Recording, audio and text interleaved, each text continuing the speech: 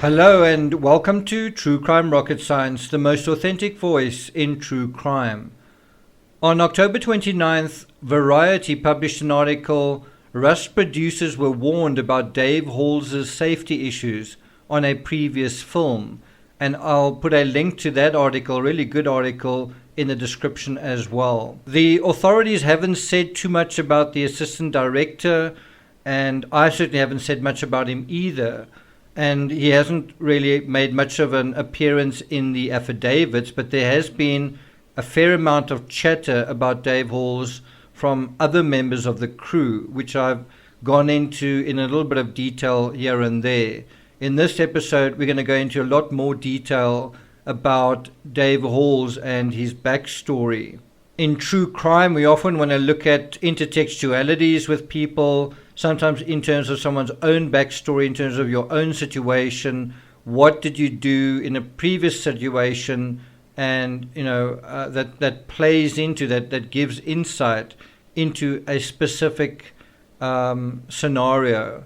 And so the amazing thing about someone who's got previous experience on another film is that other crew members can say, well, this was our experience of that person. And so you get a sense of what is the trend, what is the vibe.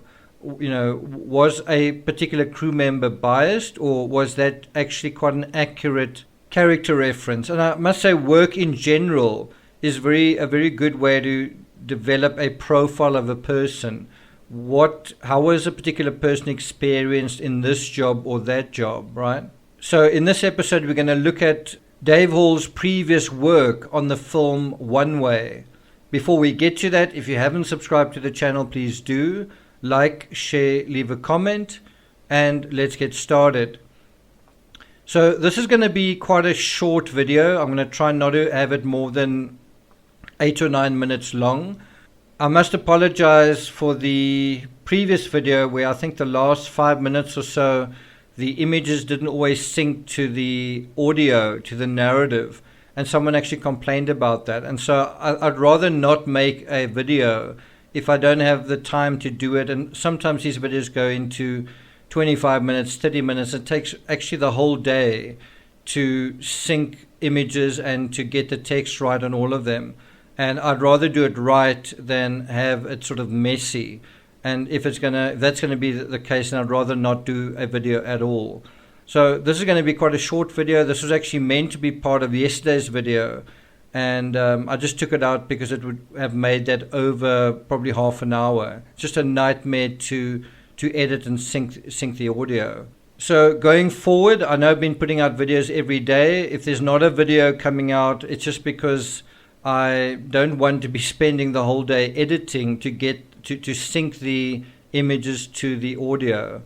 So now going into that article, and this is a quote from this article from Variety dated October 29th, so very close to the events. I always find media coverage very close, within days of an incident, some of the best material that you ever get. This includes the John Benet Ramsey case. Some of the best reporting, the best information comes from what was seen and said and done in the days immediately following a particular incident. So, quoting from the article, quote, during filming on One Way, a crew member said he witnessed an unsafe situation in which cars were being driven in an open field by local people who were not stunt drivers. The crew member, who asked not to be identified, said that he specifically warned the producers that Halls was putting the crew in jeopardy, end quote.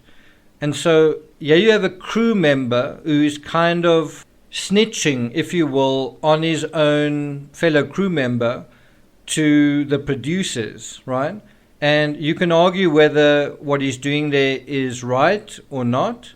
But here you certainly do have a situation where you've got a crew member who's doing something irregular, let's say, and another crew member who's actually going and complaining about it. And then the question is, if the producers don't do anything, then whose responsibility is it when something does go wrong? And so all I'm trying to say is this was a case where something unsafe was going on in a movie and a crew member contacted the producers and said, this is not on, right? It happens. Movies are about expressing something, and I think a lot of people in movies are expressive people and are communicative people. And so didn't something like this happen on Rust? Weren't the producers warned, right? And I think the email from Lane Looper is effectively that, a warning to the producers before the time. The question is, did they take the right action? Was there due diligence? And so the article goes on to say that this crew member said, that man is a liability. He's going to effing kill someone someday, and you're going to be responsible. And I think what's so interesting with that statement is the idea from this particular crew member that you've got another crew member who's potentially reckless or something, and if something does go wrong in that crew member's approximation, the producers are going to be responsible. And think about that. You have a person who is a liability, a person who's reckless and doing things a certain way, but you keep that person on the crew regardless. Is he going to be responsible, or are the producers going to be responsible? And I think that is the central question in this particular case. Let me just read that again. That man is a liability. This is according to the article in Variety. The crew member recalled saying, he's going to effing kill someone someday, and you're going to be responsible. And so you've got to take that statement almost into the church, and this idea of Dave Halls handing Alec Baldwin the firearm and saying cold gun, and did he check it properly? The article goes on to say a second crew member on One Way also said there were safety problems involving Halls and vehicles on set. This person said there was a scene with a car hit that had inadequate crew, and that background actors were driving cars instead of stunt drivers. Think about those words and how Sarah and Hannah were sort of background characters brought in to be armorers when they weren't really ready. They weren't really the ideal people. But just think about the psychology of that. You don't really have the right person, but you just put someone in the place and keep the show on the road kind of thing. Let me just read that again. This person said there was a scene with a car hit that had inadequate crew, and that background actors were driving cars instead of stunt drivers. The second crew member told Variety, they put me in a position of danger. They're getting the bottom of the barrel people. I also think that's really interesting that there was this complaint that they're not getting the right people, they're getting bottom of the barrel people to do things where there are safety issues. Then there's a third crew member who confirmed, this is also quoting from the article, that he heard about safety issues involving halls and vehicles from a fourth person on set. This crew member also said he witnessed Halls losing his temper on set. And this is also something that has been discussed about the lunch break.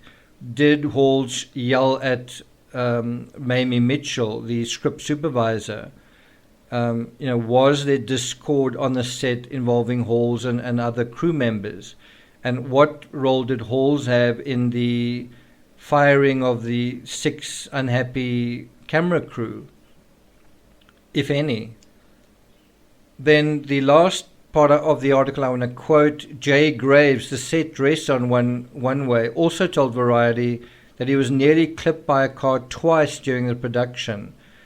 Quoting from the article, he said that they were filming on a street, but that the street was not completely closed, such that cross traffic was able to drive through the set between takes. It was the least safe set I've ever worked on in my life, Graves said, end quote. And so if you count that out, it might be 3, 4, or 5 crew members on One Way who are saying something similar regarding Dave Halls. Now, you could say that that is hearsay. And so the question really arises, what is Dave Hall's background? Are there any other instances where there were safety issues? And so it does feel like there's something not quite right about the safety in Rust and something not quite right about the safety in One Way. Are there any other instances? And this is something that is quite important to look at. The other important thing to look at is, in a situation like that, who is ultimately responsible? The person who's not taking safety seriously, or the bosses who allow these safety protocols to be overlooked?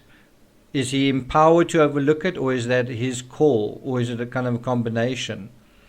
So I think we can also see that here too, producers were warned ahead of time, just as they were warned about safety in an official letter before the fatal shooting on Rust. If they were warned and took no action, but instead dismissed the crew, then can they really plead ignorance? It's a question. If they were told about issues on set and there were issues and didn't work to resolve them properly, but instead simply replaced complaining crew, and then an incident happened, who is responsible for that? Thank you for listening, and I'll see you guys next time.